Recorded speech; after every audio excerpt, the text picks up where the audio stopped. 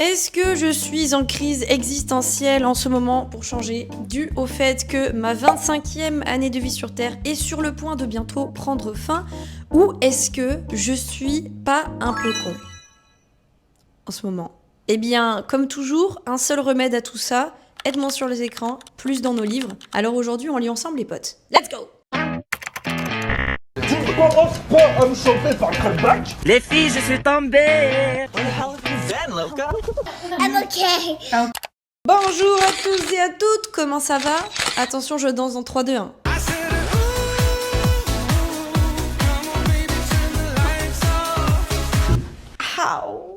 Bon, c'est bon, on a compris que la moitié des personnes sur Terre ont fait le marathon de Paris, moi non. Et vous? Je rigole, j'adore être une rageuse. Nous nous retrouvons aujourd'hui pour ce nouveau vlog du mercredi, un vlog, et pas des moindres comme j'aime le dire, puisque c'est un vlog lecture. Oui. Pour les personnes qui ne me connaîtraient pas, je m'appelle Juliette, j'ai 25 ans, comme vous auriez pu le comprendre, bientôt 26. Et oui, le 5 mai, ce ne sera pas que la fête des enfants, ou l'anniversaire d'Adèle, ou l'anniversaire d'Alcaraz. J'allais dire Pedro Alcaraz Carlos. Respectons quand même. Ce sera également my fucking birthday. Tout le monde devra chanter Sengil Chuka Hamnida Julietchi. Je ne veux rien entendre d'autre ce jour-là sur Terre. C'est bien compris? Bon, depuis quelques semaines, si vous regardez mes vlogs, si vous êtes assidus dans cette tâche-là, eh bien, vous n'êtes pas sans savoir que je blâme mes syndromes prémenstruels pour toute chute, baisse de morale, de confiance en moi ou de crise existentielle que je traverse. Mais hier, aujourd'hui, j'étais toujours dans ces doutes alors que je suis censée être dans ma phase folliculaire, donc dans la phase où tout va yimbe. Or, tel n'est point le cas. Physiquement, je vais très bien. Je fais du sport et tout, je suis active. Mais non. Soit en fait, je suis en suranalyse constante, soit je suis en mode à Pagnan. Vous voyez ce que je veux dire? Voilà. Je gobe les mouches, mais en mode les journées pourraient passer comme ça, que ça ne me changerait pas. Donc, en fait, je me suis dit, est-ce que ce ne serait pas plus dû au fait que tu vas avoir 26 ans? Vous savez, il y a des choses bêtes dans la vie, on se les met pas comme ça dans la tronche, mais en fait, un quart de siècle sur Terre, je me suis accrochée à la table, vous avez vu? Eh bien, ce n'est pas rien. On apprend énormément de choses, de leçons de vie, voilà, d'expérience, en vérité. On acquiert une certaine maturité et ça peut piquer par certains moments quand on fait le point. Et du coup, je me suis dit, soit c'est ça, soit c'est qu'en ce moment, je suis un peu trop auto-centrée sur ma personne et du coup, je deviens un peu con. Non, faut dire les termes. Dans tous les cas, la meilleure des choses, en fait, dans ces moments-là, pour moi, de manière approuvée, saut officiel de mon approuvement, de mon approbation, c'est de prendre de la distance et de lire. D'écouter les gens que j'aime, de les voir. Mais bon, ça, je l'ai bien fait les 2 derniers mois. Voilà, la vie d'Aloca. On va se calmer un peu. Donc là, j'ai énormément de belles lectures à faire en ce moment. Des lectures qui vont m'éduquer sur des sujets précis que je vais vous présenter. Des lectures qui ne sont là que pour pur divertissement. Parce que c'est bien de s'éduquer. C'est bien également de se divertir. Ne nous rendons pas fous plus qu'on ne l'est déjà. En tout cas, aujourd'hui avec vous, j'avais envie de faire vraiment voilà, un vlog lecture, mais un vlog lecture chill, vous voyez. J'ai eu l'habitude de faire des marathons de lecture, c'est-à-dire 24 heures où je ne fais que ça. Alors déjà, je n'ai plus le temps. Non, faut dire les choses. Aujourd'hui, on se retrouve sur un jour off de ma semaine, donc je peux me permettre de baliser une après-midi et une soirée entière à ça. Mais désormais, voilà, dans ma vie de tous les jours, je ne peux plus faire 24 heures que de lecture. It is not possible. De plus, si vous avez l'habitude de chercher l'identification dans les gens que vous regardez, eh bien peut-être que voilà, de savoir que je fais ça sur mon temps libre sera plus parlant pour vous. Même si bien sûr, mon temps libre est potentiellement plus de qualité dans le sens où je peux plus en faire quelque chose parce que je ne suis pas non plus sur les rotules de ma semaine. Je te dis au passage, en passant. Cette vidéo, comme toujours, est sponsorisée par vous. Je rigole pas. Il y a beaucoup de personnes, enfin je dis beaucoup à chaque fois, mais parce que même moi 10 personnes, je trouve que c'est énorme, qui participent à mon petit Ko-fi. C'est une plateforme collaborative où vous pouvez me donner des petits tips à hauteur de 2 € ou un peu plus, ou beaucoup plus, si vous êtes genre très généreux ou généreuse. Et ce qui me permet, in fine, d'avoir beaucoup plus d'indépendance dans ma création et où, quand je n'ai pas de sponsoring sur mes vidéos, bah, je n'ai pas vraiment de rémunération, voilà, faut le dire les termes. Donc merci aux personnes qui le font déjà, et ça s'affiche ici pour vous, les personnes qui souhaiteraient le faire, mais en tout cas, je vous aime de tout mon cœur. Aujourd'hui, comme je l'ai dit, ça va être plus chill. Je vais vous faire la présentation des lectures que j'ai en tête. Et ensuite, on va bouger parce que je pense aussi qu'il faut que je prenne un peu l'air. Il y a des cafés que j'ai vus sur Bordeaux que je veux impérativement tester. En fait, un en particulier. Et il ferme dans pas si longtemps que ça. Donc, let's go, en fait. Now! Je sens bon, hein?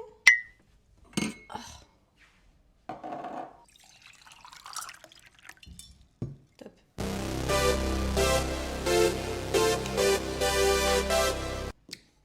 Voilà.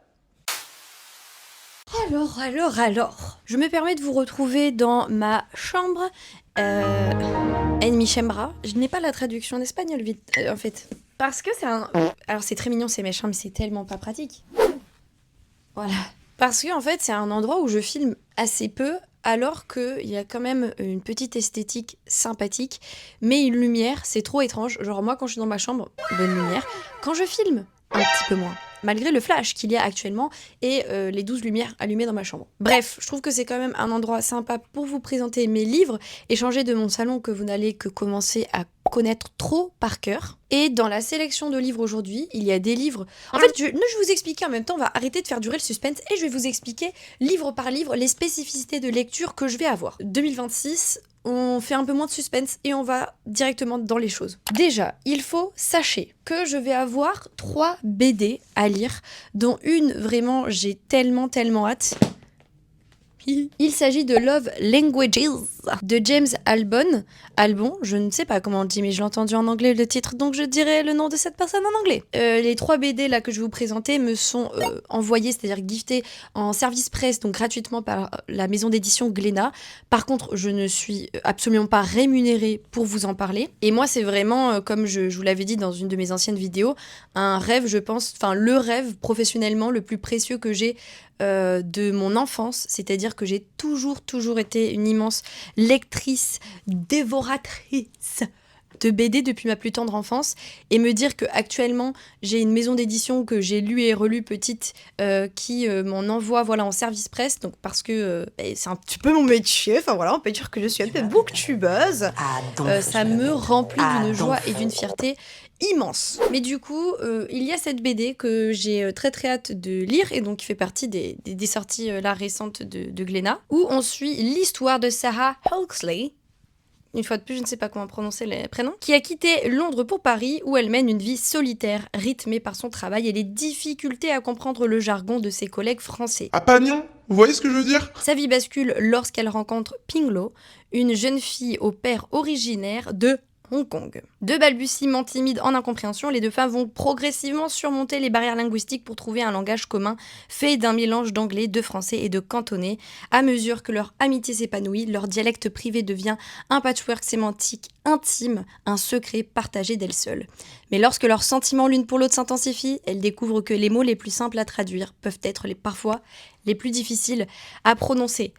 Bon, je pense qu'on comprend pourquoi j'ai trop hâte. Vive les femmes. En plus, il y a un tissage culturel. De plus, les couleurs ont juste l'air splendides. Le travail qui change. Vraiment un côté très artistique par moments. Vous voyez, on dirait des tableaux. Enfin, j'ai juste une hâte immense de découvrir ce travail-là. Donc, enfin, je dis ce travail-là, cette BD, voilà. De l'autre côté, on va avoir la BD Avila de Teresa Radis et Stefano Turconi.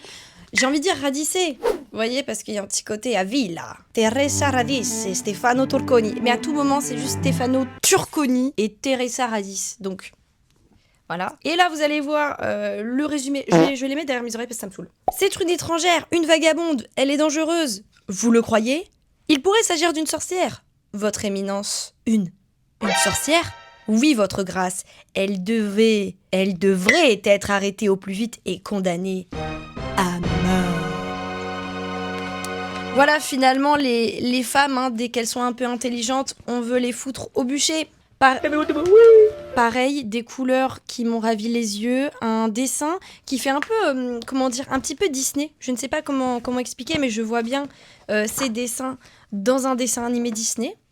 Voilà, en fait tout était dit dans ma phrase une fois de plus. Il a l'air d'avoir envoyé des personnages un petit peu saugrenus, une héroïne féminine qui n'a pas sa langue dans sa poche, donc je suis juste trop curieuse de découvrir ce que cela va donner, ça va me faire beaucoup de bien. Vraiment les femmes à l'honneur. Hein. Et enfin pour les BD, nous allons avoir Le Pépère de Moineau, préface de Pascal Rabaté. Oui, je lis tout ce qui est écrit dessus. Alors pourquoi en fait j'ai pris cette BD? Parce que elle se passe à Bordeaux. J'ai mis un effet d'applaudissement en mode de fou, pas là. À Bordeaux, Pépère mène une vie en apparence tranquille. À un détail près, Pépère est un assassin. La première fois, il n'a pas fait exprès, mais il a vite pris au goût du sang. Le Pépère. Quand les bas instincts se réveillent, plus personne n'est à l'abri de finir 6 pieds sous terre. Pépite d'humour noir, le Pépère est aussi glaçant que grinçant. Emmanuel Moineau, qui aime disséquer la France profonde et les gens qui la peuplent, nous plonge dans une fable cruelle et jubilatoire.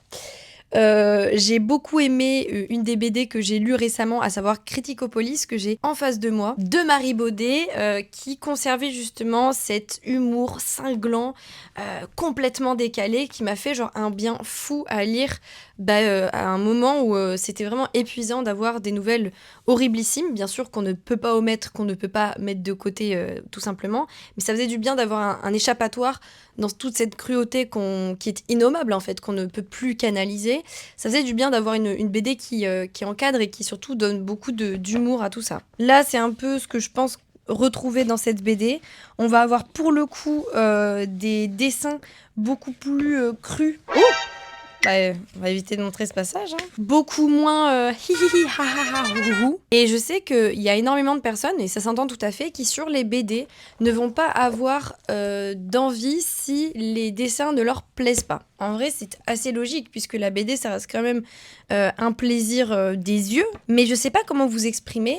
Moi, même si je suis pas fan du trait, à part si vraiment il y a un truc qui me dérange en mode profondément, même si je suis pas fan du trait, je me dis toujours qu'il y a une histoire derrière, et que l'histoire peut même se prêter, enfin, donner plus de crédit aux traits qui ont été faits. Vous voyez ce que je veux dire? Donc, quand je vois des traits comme ça, c'est pas ce qui me plaît de prime abord. Vous voyez, je vais plus préférer les traits que je vous ai présentés avant. Mais à la fois, je me dis, ça va dépeindre un tableau qui ne se veut pas, en fait, de la même couleur que les œuvres précédentes. Donc, ça me dérange pas. Voilà. Ensuite et enfin, nous allons passer au roman. Et c'est là qu'il va y avoir quelques spécificités dans la manière dont je vais lire avec vous aujourd'hui ou continuer de lire plus tard. C'est que, comme je vous l'ai dit dans la vidéo de la semaine dernière, si vous ne l'avez pas vue, qu'attendez-vous? Non, vraiment, qu'attendez-vous? Je vais reprendre l'histoire de la Corée de Pascal Daez-Burgeon. Voilà, des origines à nos jours. On a les deux Corées, Corée du Nord, Corée du Sud. Enjeux géopolitiques... Je n'arrive plus à parler. Historique, culturel. Comment, voilà, tout s'est passé, quel est le rayonnement de la Corée, notamment du Sud.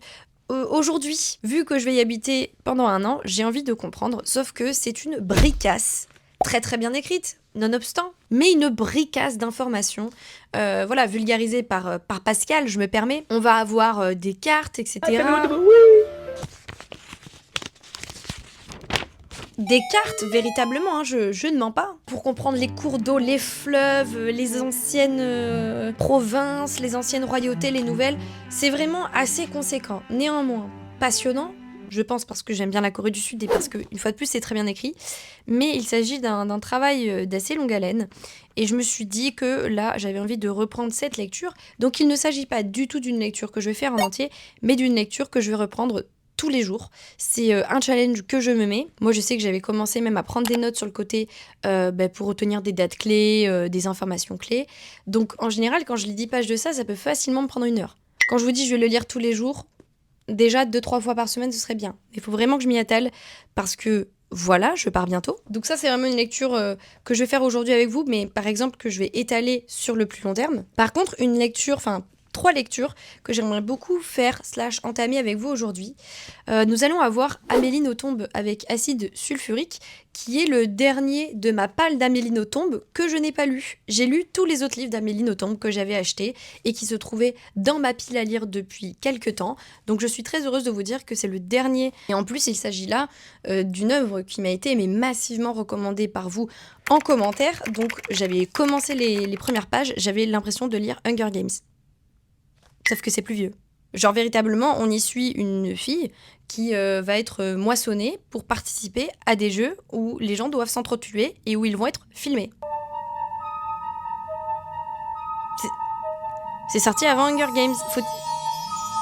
Et je pense qu'il faut que je finisse, puisque bien sûr ça n'aura rien à voir. Mais la coïncidence fut assez drôle quand j'ai parcouru les premières pages, vous en doutez. Amélie Nothomb, ce sont des œuvres que j'appelle des petits pains. Puisque tout chaud, vous les savourez, vous les dévorez, que dis-je ? Vous ne les savourez pas, vous les dévorez en 1 heure à peine. Et ça, je pense que je me le réserve pour ce soir, parce qu'en ce moment, c'est que je lis beaucoup avant de m'endormir. J'ai besoin de me fatiguer les neurones et surtout de redescendre de ma journée. C'est quelque chose qui marche énormément. Et je le fais avec les manuels. Les mangas, beaucoup. Je relis toute ma collection pour faire un peu de tri. Mais je sais que la meilleure manière de m'endormir, c'est de lire des romans purs et durs. Donc ça, je me le garde pour ce soir. Et ensuite, là, je suis un peu gourmande, hein, bien sûr, je suis gourmande avec vous, là, tout de suite. Mais un livre que je vais finir avec vous, ça c'est mon premier roman que j'ai à finir, c'est Désirer à tout prix de Talma Desta, que j'avais commencé. J'en étais à une 30aine de pages, à savoir il est pas long, il en fait même pas 150. Et c'est un essai sur c'est pas le culte, mais l'obsession du désir dans notre société, notamment du désir sexuel, qui est partout, qui ne connaît que certaines définitions, c'est-à-dire de la manière dont il doit être vécu, de la manière dont c'est dur à dire, hein, dont il doit être ressenti. Et c'est une prérogative, une question, une problématique qui m'intéresse depuis toujours et qui, selon moi, peut se rattacher à même bien d'autres sphères. La consommation, par exemple. Le désir, d'ailleurs aussi sous le prisme de la consommation, puisque le capitalisme est partout. Donc ça, je le finis avec vous aujourd'hui. Ça fait longtemps qu'il traîne. Et en plus, j'avais trouvé intéressant. J'ai hâte de me faire un avis final sur la fin de lecture. Grosse présentation, je ne vous fais pas dire, mais nécessaire selon moi parce que maintenant vous avez les clés et quand je vais vous faire mon retour sur les lectures que je vais faire avec vous tout de suite dans un mood très cosy, très décontracté, très café, on se balade, on lit en même temps, vous aurez toutes les clés. Sur ce, let's go, bougeons, prenons l'air, allons boire un bon café et lisons. Que diable.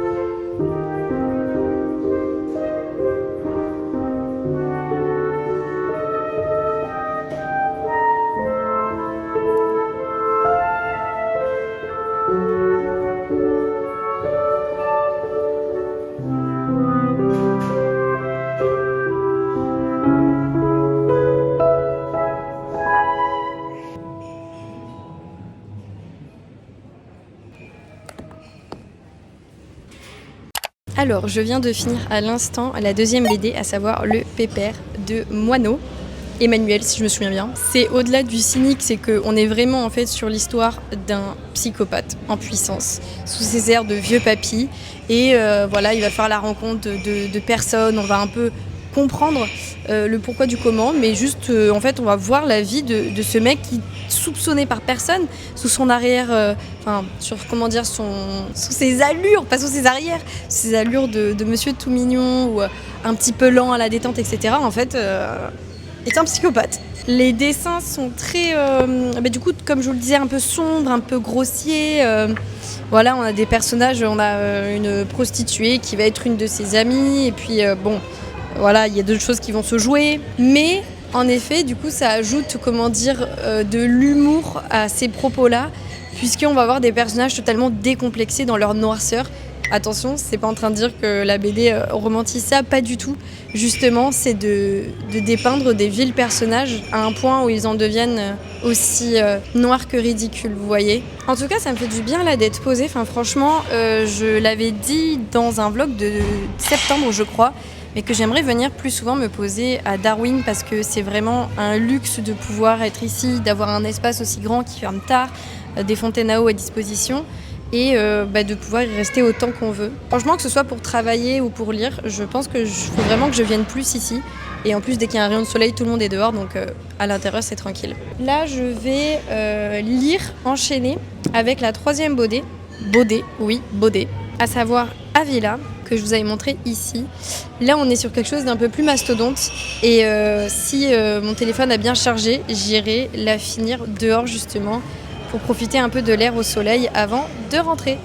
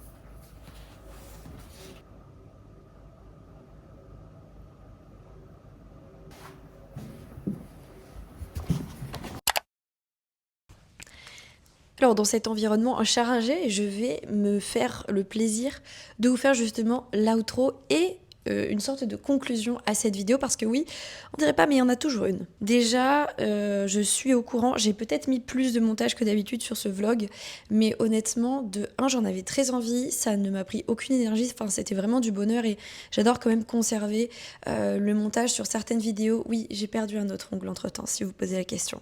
Mais sur cette outro, il n'y en aura pas, parce que pour le coup, les propos que je vais tenir, c'est l'inverse de ce qui doit être trafiqué ou enjolivé, ou rendu meilleur, ou rendu, plus visible ou audible. L'objectif, c'est que si vous êtes là, si vous êtes resté jusqu'à la fin de la vidéo, j'imagine que vous en avez quelque chose à faire de tout mon blabla incessant. Déjà, il y a le fait que je suis très contente que le format ait évolué des vlogs marathon de lecture à ce genre de vlog-là. Parce que je ne me suis jamais mise la pression à lire, mais là encore moins, sachant que vous voyez, le principe quand je fais ce genre de vidéo, c'est qu'il y a toujours plus de livres présentés que de livres lus. Ça, c'est normal, c'est la signature, faut pas s'attendre à autre chose. Parce qu'en fait, le réel objectif, à chaque fois, c'est, comme je l'ai dit dans la vidéo, pas vraiment de lire en soi, même si c'est génial, même si ça nous fait nous divertir, découvrir d'autres histoires, enfin tout un tas de choses extraordinaires qui n'appartient qu'à la lecture, que ce soit BD, manga, roman, ce que vous voulez. Mais ça me permet surtout de débrancher le cerveau, de me reconnecter en fait avec ce qu'il y a autour de moi, puisque je suis moins sur mon téléphone, on en revient toujours à la même chose. Et pourquoi c'est aussi important pour moi là de vous faire cette conclusion, c'est que si vous avez bien lu les sous-titres, vous avez vu qu'à un moment je parle de mon rapport à BTS, à la fanbase, etc. Et à comment je suis on ne peut plus heureuse de les retrouver dans un comeback qui, je trouve, leur ressemble énormément. Enfin, c'était comme retrouver d'anciens meilleurs potes qui ont eu un glow-up entre-temps quand même, parce que c'est fou le niveau qu'ils ont. Mais pourquoi ça m'a autant fait de bien ? C'est tout simplement parce que BTS à l'époque, enfin ça peut faire nier, hein, mais encore une fois j'en ai rien à faire parce que on l'a tourné en ridicule pendant des années, maintenant ça l'est moins et faudra continuer à faire en sorte que ce genre de choses le soit moins, que ce genre de passion, notamment quand elles sont associées à la féminité, à quelque chose de féminin. Arrêter justement d'en faire une insulte, surtout que bon, c'est très limitant et sexiste à l'heure actuelle d'attribuer le fait d'adorer des groupes, d'être dans des fanbases qu'à voilà, une entité de féminité, puisque des hommes aiment aussi BTS et des femmes aiment aussi le foot. Enfin, c'est débile de penser comme ça. Mais ce que je veux dire par là, c'est que je pense qu'il n'y a pas que les réseaux qui m'ont rendue performative en vérité. J'ai toujours eu ce côté en moi de ne pas me reposer sur mes acquis, de vouloir voir plus loin, de vraiment... cette phrase, elle est hyper, hyper cliché. D'avoir envie de bouffer le monde. Mais je m'en fous de bouffer le monde. Tout le monde, enfin, le monde entier ne m'intéresse pas. Mais par contre, j'ai vraiment grandi avec cette soif d'apprendre, déjà de me dire plus j'en sais, moins je suis ignorante et manipulable pour qui ou quoi que ce soit. Plus j'en sais, plus je me rapproche des autres, parce que j'en sais plus sur la culture, sur la musique, sur ce qui nous rapproche en fait intrinsèquement en tant qu'être humain. Plus j'en sais, plus j'acquiers de la sagesse, et donc, in fine, beaucoup plus de paix dans ma vie. Et je ne cesse depuis quelques années de faire comprendre à mon cerveau que la rigueur, que ce soit dans le sport, dans une bonne alimentation, dans l'apprentissage de quelque chose de nouveau qui me tient à cœur, ce n'est pas quelque chose de punitif. C'est quelque chose justement qui vise à ces résultats-là que je vous ai dit et à in fine beaucoup plus de paix. Et je vois que sur certains sujets, c'est le cas. Par exemple, le travail. Enfin, vraiment, je pense que la Juliette d'il y a 2 ans n'aurait jamais pu avoir la régularité de la Juliette de maintenant. Et c'est passé par un énorme coup de pied au cul que j'ai pas eu forcément de moi-même. Moi, j'ai pleurniché à mes meilleurs potes et mes meilleurs potes, à savoir Lou, m'a dit bon, maintenant, meuf, en fait, soit tu fais les choses bien. Et à la rigueur, tu te plains si, en effet, après plein d'infructueux essais, ça ne marche pas. Mais en tout cas, t'as pas le droit, comment dire, de baisser les bras avant même d'avoir, give a shot, tenter. Et encore une fois, on se parle en tant que personne privilégiée, c'est-à-dire que moi, c'est pas que j'ai rien d'autre de mieux à faire, mais c'est que j'ai la chance de pouvoir essayer. J'ai cette chance-là. Je suis pas là, moi, pour assurer ma survie dans un pays en guerre ou plus simplement de devoir assurer la survie de ma famille qui compte sur moi, etc. J'ai ce privilège. Et là où il n'y a pas une honte d'avoir un privilège, c'est du coup de l'utiliser par rapport à ce que notre cœur nous en dit. Enfin, pareil, c'est niais, mais j'ai pas d'autre chose. Et le truc, c'est que moi, je sais depuis toujours les rêves qui sommeillent au fond de moi. Je les sais très bien. Genre, honnêtement, je les sais depuis que j'ai 10 ans, même moins. Et BTS avait été une flamme avec leur musique, avec leur travail, avec leurs paroles, d'admiration et surtout d'inspiration pour réaliser ces choses. Alors, je ne suis pas en train de dire que je veux être BTS ou que j'ose espérer croire que c'est possible. C'est pas ça. Mais c'est sur la réalisation de soi, de me dire qu'est-ce qui m'empêche à l'heure actuelle. Et en fait, la seule chose qui m'empêche, encore une fois, c'est d'imaginer que tout ce que je fais, c'est trop grand pour moi. Et du coup, qui fait que je reviens vers des systèmes que je connais extrêmement bien, mais qui m'enferment, même si ils sont, comment dire, vertueux de paix et de confort, au final, ils m'enferment. Et s'il y a bien une chose que je sais, c'est qu'une vie, moi, à titre du coup d'athée, on n'en a qu'une, et ça se passe maintenant. Et là, en plus, je suis dans un âge où mon corps se porte bien, j'ai cette chance-là, donc je veux en faire quelque chose. Et quand je dis je veux en faire quelque chose, ce n'est pas me surmener, mais c'est me dire, si tu poses ton cerveau, si tu débranches pour de bonnes raisons et que tu le nourris d'autres choses, tu vas voir que tu as beaucoup plus de temps, de capacité, d'envie que tu ne le crois. Parce que, là je vais partir sur un grand débat, mais qui s'arrêtera ici. Je pense que le consumérisme, le capitalisme, qui est très très enfermé dans les algorithmes de nos réseaux sociaux, dans ce système de trend où il ne faut pas dépasser, il ne faut pas sortir du cadre, etc., si on veut marcher, etc., c'est parfait aussi pour étouffer nos envies profondes et nos capacités à les réaliser. Parce que tant qu'on reste dans ce cadre-là, on est malheureux d'une certaine manière, et du coup on reste alimenté, vous voyez, par ces algorithmes permanents, on n'a pas besoin de chercher au-delà. Alors que quand on déconnecte, quand on lit un livre, quand on se laisse envahir par l'univers ambiant, etc., on se pose plus de questions, on va chercher la paix ailleurs. Et d'un coup, on est moins sur les téléphones, on est plus dans la vraie vie. Parce qu'on se sent plus capable. Et moi, je m'en fous que vous n'en fassiez rien de cette vidéo. Je trouve ça merveilleux que ça mette des gens à la lecture. C'est pas mon envie première. Moi, mon envie première, c'est plutôt de me dire et de vous dire, in fine, si ça résonne en vous, est-ce qu'on s'écoute vraiment ? Et est-ce qu'on n'a pas un peu trop étouffé cette voix qu'on avait très très claire dans notre tête plus jeune ? Alors voilà, il n'y a pas de grande réponse métaphysique. Je pense qu'il y a juste une exploration à continuer de faire. En tout cas, j'espère que cette vidéo vous a plu. Moi, elle m'a fait extrêmement plaisir à vous faire. Elle est plus courte que d'habitude, mais bon, on est quand même sur un format avoisinant les 40 minutes, un peu plus, un peu moins. Donc n'hésitez pas, si vous êtes arrivé jusqu'ici, à commenter des livres à balles. Ça m'aide pour la visibilité. Vous êtes toujours nombreux et nombreuses à le faire. Ça me touche beaucoup. C'est comme les boosts, etc. Ça me touche immensément. Immensément. Pardon, j'arrive plus à parler. En tout cas, moi je vous dis à très vite pour une prochaine vidéo. J'ai pris un immense plaisir à faire ce vlog. À chaque fois, je me dis, mais qu'est-ce que je vais raconter ? Et je trouve toujours des choses merveilleuses à vous dire ou à vous partager selon mon point de vue. En tout cas, j'espère que ça vous plaît toujours autant. Et moi, je vous dis à très vite. Ciao !